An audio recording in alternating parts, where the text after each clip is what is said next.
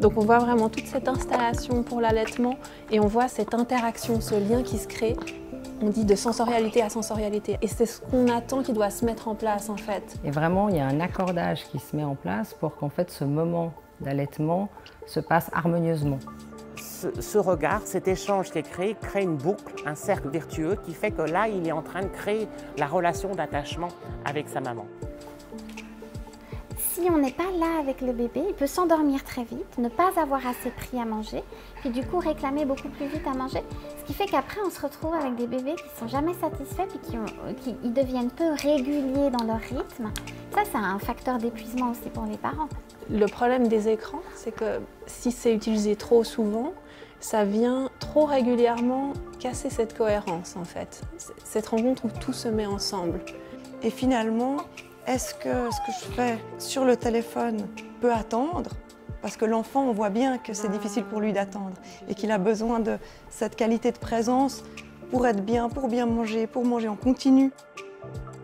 C'est vrai que le problème de l'écran, c'est qu'il est silencieux, il est invisible là pour le petit. Enfin, le petit ne peut pas mettre du sens. C'est-à-dire qu'elle est dans son histoire, donc elle ne s'ajuste pas à lui, elle ne lui offre pas quelque chose qui permette de l'apaiser et du coup, lui, il a de la peine, donc il réclame. Et voilà, quelques minutes comme ça, c'est jamais très grave, mais si c'est très souvent dans la journée, ben, il ne se sent pas entendu. C'est très joli parce qu'il fait ses... Il tape les pieds ensemble, il fait ses jonctions de paix qui sont vraiment quelque chose de super sympa pour le petit. Pareil, il y a ses rencontres regards, ses rencontres mimiques, le faciès, il y a la voix. Allô? Je trouve que ce qui est fourbe avec le téléphone, il y a cette attention de ne pas faire trop long, mais qu'après on est aussi tout de suite happé par « Ah, j'ai reçu un message » ou « Ah, je vais scroller un petit peu » et que finalement c'est une sorte de gouffre à attention.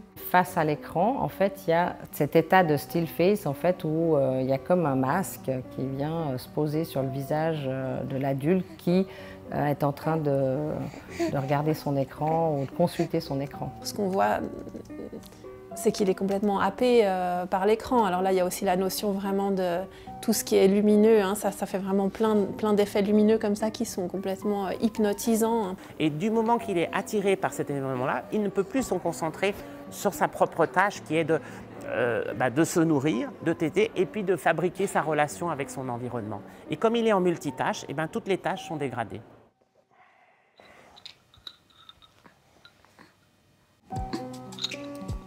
Ce qui est très intéressant, c'est qu'on voit que les bébés, ils sont intéressés par ce que fait l'adulte, ils sont intéressés par ce que fait le parent.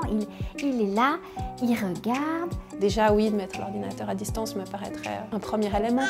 Et puis d'éviter de tourner l'écran, c'est-à-dire toujours penser que cette lumière, elle vient quand même chercher vraiment le regard et puis hypnotiser le petit. Comme c'est extrêmement difficile de ne pas faire attention à ces écrans lumineux, il faut mieux les éteindre pendant un petit laps de temps et puis les rallumer quand on en a besoin.